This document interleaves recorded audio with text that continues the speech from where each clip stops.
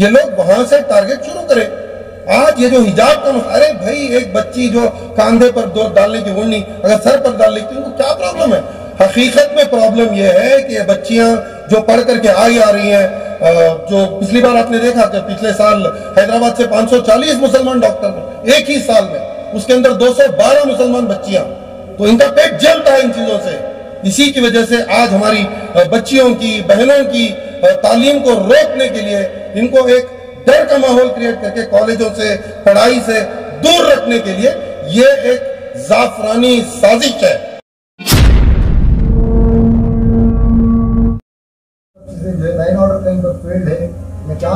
देखिए अजल भाई, रियासती हुकूमत जो वादे कर कर आई थी उनमें से एक वादा भी पूरा नहीं कर सकी। फॉरेन इन्वेस्टमेंट इनको कोई देने के लिए तैयार नहीं है और इनके पास अब एक इलेक्शन आ रहे हैं, नज़दीक है, बहुत करीब हो गए, पब्लिक के सामने जाने के लिए इनके पास कोई चेहरा नहीं है। तो ये आखिरी दर्जा ये इख्तियार कर रहे हैं कि जिस तरीके से उत्तर प्रदेश में पिछली बार हिंदू धर्म के कस्टोडियंस बनकर गए थे, वही ट्रायल ये इस बार भी ट्राई करना चाह रहे हैं। इंशाल्लाह ये कामयाब होंगे। तो इसकी वजह से ये जाफरानी रंग घोलने की जो कोशिश हो रही है, वो सोच के खिलाफ आवाज उठाना, डट कर खड़े होना आज हम सब की जिम्मेदारी है। कत्ल करने का हुक्म किसी को नहीं है, ये सरासर गलत है। ना इसकी इजाजत कानून देती है, ना इसकी इजाजत शरीयत देती है। कत्ल करने का हुक्म किसी को नहीं है। ये जो 6 लड़के आज जो काम कर दिए, इसकी वजह से आज रियासत एक एज पर है, पता नहीं कि कब क्या हो जाए, कब क्या हो जाए, एक डर का माहौल है। लेकिन कुर्बान जाऊं शिवमोग्गा के नौजवानों पर, कुर्बान जाऊं उनकी अकीदत पर। उन लोगों ने जो हिकमत का फैसला लिया, उनके घरों के सामने आकर उनके खुद के 130 गाड़ियां जलाई दी गई, उन्होंने कोई पलटाकर जवाब नहीं दिया, खामोश रह गए। अल्हम्दुलिल्लाह अमन सुकून बरकरार रह गया।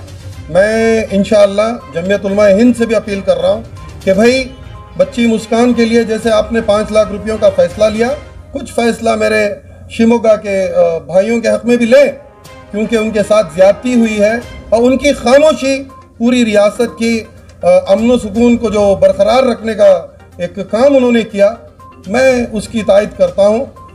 सिर्फ जमीयत ही नहीं भाई, हर मुसलमान की जिम्मेदारी है। जितने बड़े बड़े इदारे हैं, शिवमोग्गा के वो लोग जो 130 घरों को जला दिया गया, गाड़ियाँ जला दी गई और उनके दुकानें लूटे गए, तो उसका हम लोग फिक्र नहीं करेंगे तो और कौन करेंगे? तो फिर अब्दुल रज़ाक की तरफ से क्यों भड़काऊ बयान आ रहा है कि वो आतंकवादी है, उसके ऊपर केसेस हैं, इस वक्त क्यों भड़काऊ बयान आ रहा है? भाई देखो, ये मामले की शुरुआत बहुत पहले से हुई है। इनकी एक थिंक टैंक है, इसको आरएसएस कहते हैं। इनकी एक थिंक टैंक है, इनके पास एक व्हाट्सएप की आर्मी है, एक फेसबुक की आर्मी है। झूठे पोस्ट अगर से इमीडिएटली वायरल करने हैं तो इनके पास लोग हैं। ये शुरू होता है दिल्ली से, यूपीएससी जिहाद, यानी यूपीएससी से पढ़कर आईपीएस, आईएफएस, आईएएस हमारे बच्चियां, हमारे बच्चे जब आगे पढ़कर निकल के आए, जब 40-45 बच्चे हमारे आईएएस ऑफिसर्स बनने लगे, तो ये बर्दाश्त नहीं कर पाए। अरे ये मुसलमान अगर आ जाएंगे ब्यूरोक्रेसी में, तो फैसले ये देश के लिए जो हुक्म बनता है, जो फैसले बनते हैं, ये आईएएस ऑफिसर्स करते हैं। इसमें 45 साल भर में मुसलमान अगर आ गए तो आगे चलते ये फैसले अपने हक में कर लेंगे। हमारे बच्चे इतना पढ़कर नहीं आ रहे, मुसलमान पढ़ के आ रहे, तो इसके लिए क्या करें? ये लोग वहां से टारगेट शुरू करें। आज ये जो हिजाब का मसला, अरे भाई एक बच्ची जो कांधे पर दो डालने की ओढ़नी अगर सर पर डाल लेती है, उनको क्या प्रॉब्लम है? हकीकत में प्रॉब्लम यह है कि ये बच्चियां जो पढ़ करके आगे आ रही हैं, जो पिछली बार आपने देखा कि पिछले साल हैदराबाद से 540 मुसलमान डॉक्टर एक ही साल में, उसके अंदर 212 मुसलमान बच्चियां, तो इनका पेट जलता है इन चीज़ों से। इसी की वजह से आज हमारी बच्चियों की, बहनों की तालीम को रोकने के लिए इनको एक डर का माहौल क्रिएट करके कॉलेजों से, पढ़ाई से दूर रखने के लिए ये एक जाफरानी साजिश है। यह मैं सबूत के साथ नेशनल टीवी पर बताया हूँ। और जो भी अपने फेसबुक के पोस्ट पर अगर आपके सामने राष्ट्रीयते गे वंदे उत्तरा नथुराम गोडसे बोला, तो वो एक देशद्रोही है। जो राष्ट्रपिता महात्मा गांधी का अपमान करते हैं, वो देशद्रोही है। इसी के लिए मैंने कहा कि वो देशद्रोही है। अगर आज बीजेपी, मरकजी हुकूमत इनकी, रियासती हुकूमत इनकी, आज इसके ऊपर केसेस थे भाई, बिलखुसूस इसके ऊपर 4 असॉल्ट केसेस और एक 307 का केस था। तो जब इसके ऊपर केस था, हिजाब वर्सेस केसरी, जब एक एहतजाज चल रहा था, जब ये स्टूडेंट नहीं है, ये एक टेलर है, पेशे से टेलर और कोई कुरियर कंपनी में काम करता था, तो ये एहतजाज का हिस्सा क्यों बना, ये मेरा सवाल है। रियासती हुकूमत के पास इसका जवाब नहीं है। सर, ये जो हत्या हुई है, क्या ये हिजाब के मामले को लेकर इसकी हत्या हुई है? बिल्कुल भी नहीं है, बिल्कुल भी नहीं है। होम मिनिस्टर का स्टेटमेंट पढ़िए आप। पहले दिन क्या बोले होम मिनिस्टर साहब? Prima facie it looks like there is no connection between hijab controversy and this murder. उनका फर्स्ट स्टेटमेंट था। सेकेंड स्टेटमेंट भी वो दिए, it doesn't look like there is any organisation behind this crime. ये तो home minister के statement है भाई। मैं इतना पूछना चाह रहा हूं, 6 महीने पहले कोर्ट में वो जो कातिल लड़का जिसको अक्यूज काशिफ है, काशिफ की और इसकी जाती दुश्मनी जमाने से चलती हुई आ रही है। जेल गया था ये जो हर्षा कत्ल हो गया जिसका, वो लड़का जेल गया हुआ था। जेल में इन दोनों की लड़ाई हुई है और इन दोनों की कोर्ट में लड़ाई हुई है। तो जाहिर सी बात है, prima facie it looks like एक जाती मसले पर इनका मामले में हत्या हुई है, तो 2 कौमों को रखकर जो है एक बड़ा मसला बनाने की कोशिश की जा रही है। यही तो हमको समझने की जरूरत है। जो मरा था वो कोई संत नहीं था, कोई महात्मा नहीं था। आज उसको ये बोला जा रहा है कि ये हमारा कार्यकर्ता था। अगर होम मिनिस्टर साहब, चीफ मिनिस्टर साहब कर्नाटक के इज्जत माब ये कह रहे हैं कि अवनो नम्मा कार्यकर्ता, तो बोलिए कि एक देशद्रोही तुम्हारा कार्यकर्ता कैसे हो सकता है? उसके ऊपर देशद्रोह का केस था क्या? बार-बार उसको देशद्रोही कह रहे हैं। फेसबुक के ऊपर जो भी लिखा जाता है वो उसका पर्सनल ओपिनियन है। उसके पर्सनल ओपिनियन में उसने कहा कि राष्ट्रीयतेगे वंदे उत्तरा नाथुराम गोडसे इस देश का एसेट, इस देश की पहचान, इस देश की एक स्ट्रेंथ हमें महात्मा गांधी जी से मिलती है। उनको राष्ट्रपिता का लक़ब दिया गया है। जो उनका अपमान करे, जो उनकी तौहीन करे, वो देशद्रोही नहीं तो क्या देश प्रेमी है। आज बीजेपी उसको गले लगा लेगी तो क्या बीजेपी वॉशिंग मशीन है कि वो एकदम पाक हो गया, कोई कोर्ट उसको वजह कर दी केसेस? नहीं। देखिए वो भी 307 मतलब किसी का कत्ल करने की कोशिश किया था। इसी की वजह से दिसंबर 2020 में लास्ट उसके ऊपर एक केस पड़ा था। तो आपने कहा मुसलमान बच्चों को जो है दबाया जा रहा है, उनको पढ़ाई से हटाया जा रहा है, लेकिन आप मुझे बताइए ये जो हिजाब का मसला है ये शुरू किसने किया था? देखिए 6 बच्चियां हिजाब पहनना चाह रही थी। वो बच्चियां मुसलमान थे कि हिंदू थे? मुस्लिम बच्चियां थी, हमारी बच्चियां, उनके नाम तो है पेटिशनर। जो 6 बच्चियां हैं वो हमारी अपनी बहनें थी। मतलब शुरुआत मुसलमानों ने की थी? बात शुरुआत की नहीं है। 75 साल से हम इस हुकूमत में कई हुकूमत आए चले गए। 75 सालों से गंगा जमुनी तहजीब के साथ हिंदू मुस्लिम भाई भाई मिलकर के इस देश में हमने जिया है। आज बीजेपी के पेट में दर्द दे रहा है तो हम क्या करें? हिजाब कंट्रोवर्सी में शुरुआत, बात सिर्फ हिजाब कंट्रोवर्सी की नहीं है, पैटर्न समझिए। देखिए प्रोस्पेक्टस के अंदर ये कहीं नहीं लिखा है कि दुपट्टे को आप कैसे पहन सकते हैं। ये तो औरत बच्चियों का अपना फैसला है। वो दुपट्टे को सर पर पहने, वो पूरी पीठ को कवर करके ऐसे ओढ़ लें या वो वी शेप में डाल लें, भाई उनकी मर्जी है। अब क्या बीजेपी बच्चियों को ये सिखाएगी कि आप ओढ़नी कैसे ओढ़ेंगे? एक तो बीफ बैन के ऊपर, हमारे खाने पर इनको, हम किससे शादी कर रहे हैं इनको, रिलीजियस कन्वर्शन बिल के ऊपर, लव जिहाद के ऊपर, अजान के ऊपर। देखिए बात सिंपल है, एक रेगुलर पैटर्न इनका है। इन लोगों की शुरुआत टिप्पू जयंती से हुई। जब इनका मसला आया तो ये लोग हजरत टिप्पू सुल्तान शहीद रहमतुल्लाह अलैह के मज़ार पर आते हैं, तलवार पकड़ते हैं, पेठा पहनते हैं, शॉल पहनते हैं, बेगैरत। इनके फोटोज हैं हमारे पास, सोशल मीडिया पर भी है। ये आते हैं मज़ार पर, लेकिन जब ये कंट्रोवर्सी कोई बीजेपी वाला शुरू कर देता है तो हर कोई दुश्मन बन जाता है, हर कोई टिप्पू सुल्तान के खिलाफ बात करने वाला हो जाता है। तो भाई जो बीजेपी डिसाइड करेगी वो हक नहीं है। शुरुआत इन्होंने टिप्पू जयंती से करी, वहां से लेकर मैं लिस्ट गिनवाऊं आपको, वहां से लेकर बीफ बैन के ऊपर इन्होंने कितना तमाशा किया। अरे कर देते बीफ बैन तो एकदम कर देते, लेकिन तमाशा देखिए उत्तर प्रदेश में हाथ फिसल रहा है। उन लोगों को समझ में, जिस तरीके से गंगा में लाशें बही कोरोना में, लोग बीजेपी से नफरत करने लगे हैं।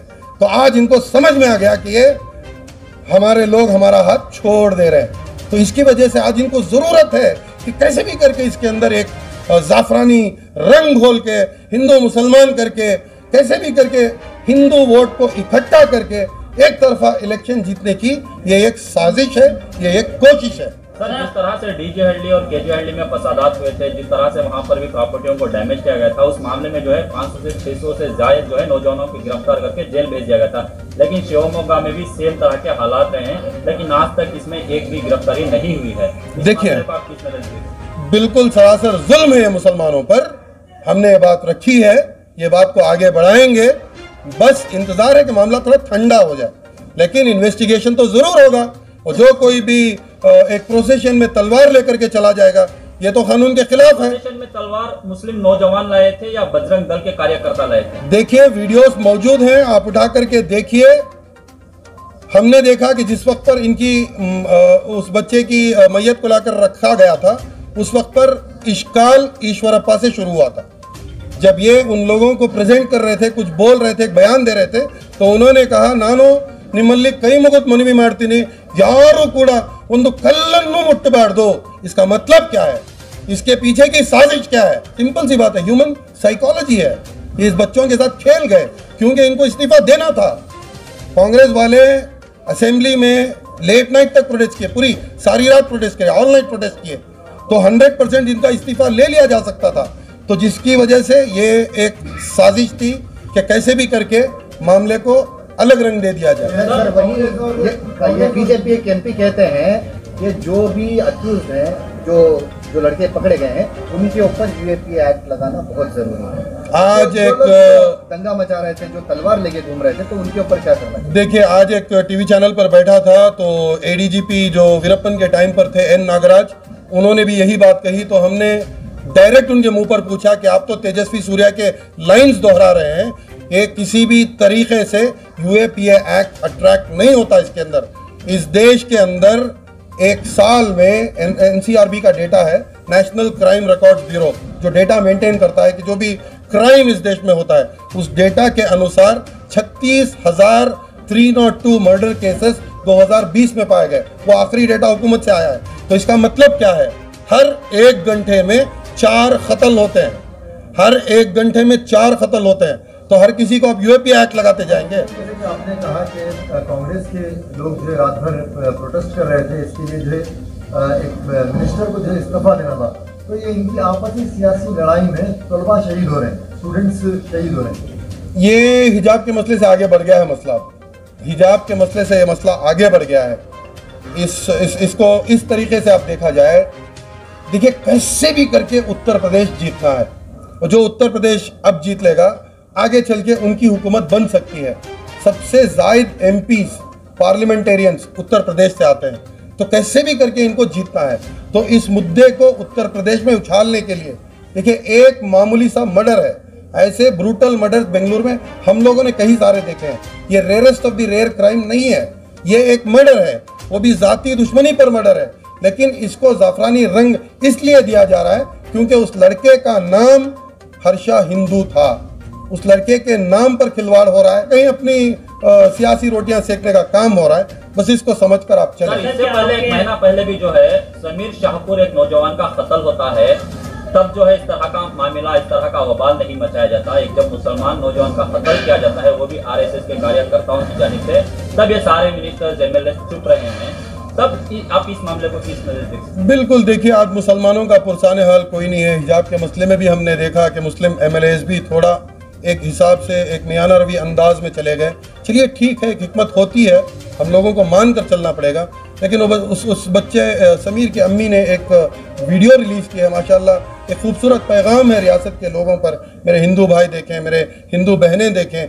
और ये जो लड़के की हत्या हो गई, जो लड़के का कत्ल हो गया, उसकी बहन भी एक बहुत अच्छा मैसेज देती है कि भाई हिंदू छोड़ो, मुसलमान छोड़ो, अपने माँ बाप के बच्चे बनो, माँ बाप की खिदमत करो। ये पैगाम बहुत खूबसूरत लगा। मुसलमानों का पुरसाने हाल फिलहाल स्टेटमेंट बदल जा रहा है। लगातार वही एक साजिश है, वही एक साजिश है। स्टेटमेंट रात में बदलाया इसलिए गया कि उसका स्टेटमेंट लोगों को जोड़ रहा है। अगर लोग जुड़ गए तो इनका धंधा नहीं चलता। दुकान बंद हुआ है बीजेपी की, सूरत नहीं है जाकर वोट पूछने के लिए। कल अगर इलेक्शन हो जाए तो बीजेपी 40 एमएलए भी नहीं ला सकती। एक प्राइवेट सर्वे के मुताबिक मैं आपको बताऊं, मैं कोई मंदड़क बातें नहीं करता, प्राइवेट सर्वे के मुताबिक कल अगर इलेक्शन हो जाए तो 40 लोग एमएलए नहीं बन पाएंगे बीजेपी। ये पक्की बात बता रहा हूँ। जब भी हादसा होता है, जब भी दंगे होते हैं, तब प्रमोद मुतालिक क्यों इतना आगे बढ़ता है? भाई कुत्ते का काम भौंकने का है। कुत्ता का अगर भौंक रहा है तो आपको बुरा क्यों लग रहा है भाई? वो तो हर हमेशा भौंक रहा है। उसको शिवसेना थूक के निकाल दी, उसको बजरंग दल थूक के हकाल दी, उसको कर्नाटक रियासत बीजेपी थूक के हकाल दी, उसको तड़ी पार किया गया मंगलूर से, उसको तड़ी पार किया गया गोवा से। प्रमोद मुतालिक की बात कर रहा हूं भाई। वो कुत्ते का काम भौंकने का है, वो भौंकता रहेगा, भौंकने दीजिए, उसके बाद तो सीरियस लेने की जरूरत नहीं है। सर अगर कोई मुसलमान एक छोटा सा भी स्टेटमेंट देता है या वो देश के खिलाफ हो या हित में हो तो उसके ऊपर बहुत सारे केस दर्ज किए जाते हैं, लेकिन प्रमोद मुतालिक खुलेआम मीडिया में बैठ कर कह रहे हैं हम आने वाले दिनों में हिंदुस्तान को हिंदू राष्ट्र बनाएंगे और बनाने वाले हैं, इतना कॉन्फिडेंस के साथ बोलते हैं। करारा जवाब हमने दिया है, ये तो बात मुझे ही कही गई थी, इसका करारा जवाब मैं दिया हूँ। तुझे तो तेरे अपनों ने थूक दिया है, तेरी औकात क्या है जो इस देश के बारे में बात कर रहा है? भाई सबसे पहली बात यह है, देखो यहाँ पर 900 साल मुसलमानों की हुकूमत रही, मुगलों की। ये हिंदू राष्ट्र नहीं बना सके। मैं 900 साल पुराने मंदिर आपको गिनवा सकता हूँ। सोमनाथ मंदिर है, रंगनाथ मंदिर है, काशी विश्वनाथ मंदिर है। ये सब जो पुराने मंदिर हैं, ये सब 1,500 हजार साल पुराने मंदिर हैं, हज़ारों साल पुराने मंदिर हैं, 900 साल पुराने मंदिर हैं। मुगलिया सल्तनत, मुगलिया लोग जो इधर आए थे वो हिंदुओं के दुश्मन नहीं थे भाई। उस वक्त का ये दस्तूर था कि सामने जो भी राजा दिखे उसके साथ जंग करो और अपनी सल्तनत को बढ़ाओ। तो वही काम वो किए थे, वो हिंदू मुसलमान नहीं कर रहे थे। ये आज शुरू हुआ हिंदू मुसलमान की बातें जो ये आज हो रही है ना, ये इससे बचने की जरूरत है। सर शिवमोगा में एक डर का माहौल है, वहाँ के लोग को आप क्या मैसेज देना चाहेंगे, किस तरह से काम लें? अपील किया हूँ मैं होम मिनिस्टर, जो कर्फ्यू सुबह के 8 बजे तक रखे हैं उसको शाम के 8 बजे तक कर दे या तो 6 बजे तक कर दे, ताकि जुमा की नमाज आसानी से पीसफुली से निकल जाए। बस यही ख्वाहिश है, सोच है और तलब है कि इस रियासत का अमन व सुकून बरकरार रहे। ये जो 6 लड़के, अफसोस की बात है कि वो मुसलमान हैं, बड़ी अफसोस की बात है जिन हालात से हम गुजर रहे हैं आज। इसके अंदर जो मुसलमान नौजवान बिना सोचे नशे में जो काम कर देते हैं, इसका वबाल सारी मिल्लत को भुगतना पड़ता है। छोटी सी इस एक कार्रवाई जो हो गई, जो एक ये जो कत्ल हो गया, इसकी वजह से आज मैं तो कह रहा हूँ कि पूरी वर्ल्ड इन्वॉल्व हो गई भाई। ये पूरे वर्ल्ड में एक न्यूज़ बनाकर चलाई जा रही है कि मुसलमान भी देखो ऐसा करते हैं। तो नशे से बाज आ जाए भाई, नशा छोड़े। इस कत्ल में जो है लड़कियों को भी आगे रखकर ये कत्ल की प्लानिंग की गई है, लड़कियों की जानिब से वीडियो कॉल कराए गए थे, अच्छा कोई तरह के भी इल्जाम सामने आ रहे हैं। मामला इन्वेस्टिगेशन स्टेज में है, जब इन्वेस्टिगेशन कंप्लीट होगी तो पुलिस कंप्लीट रिपोर्ट दे। इसमें भी देखना यह है कि 4 दिन क्यों लग रहे हैं, कम से कम ओपनिंग स्टेटमेंट तो दें कि भाई पुलिस अब तक क्या देखी है। इसके अंदर जो ताखीर हो रही है ये भी सियासी मौजू है, ये भी सियासत है। ये भी ऐलान किया है कि शिवमोगा के जो पुलिस 2 थाने हैं उनके पुलिस वालों के खिलाफ कार्रवाई की जाए, उनके खिलाफ इंक्वायरी की जाए। ये सब तो होगा, ये सब तो होगा। देखिए जो भी उधर दंगाई हैं उनके ऊपर केसेस होंगे। डीजे हल्ली में हुआ था तो 14 दिन तक अरेस्ट करते रहे, तो यहाँ भी इनको अरेस्ट करना होगा ना। जितने भी अरेस्ट हुए 14 दिन तक डीजे हल्ली में हमने देखा है, 14-15 दिन तक, 3 महीने के बाद भी अरेस्ट हुए। जो लोग बाद में मिले उनको भी अरेस्ट किया गया, नाम लिख कर रख लिए थे, ताक में थे। जब लोग बेंगलुरु आए तो उनको अरेस्ट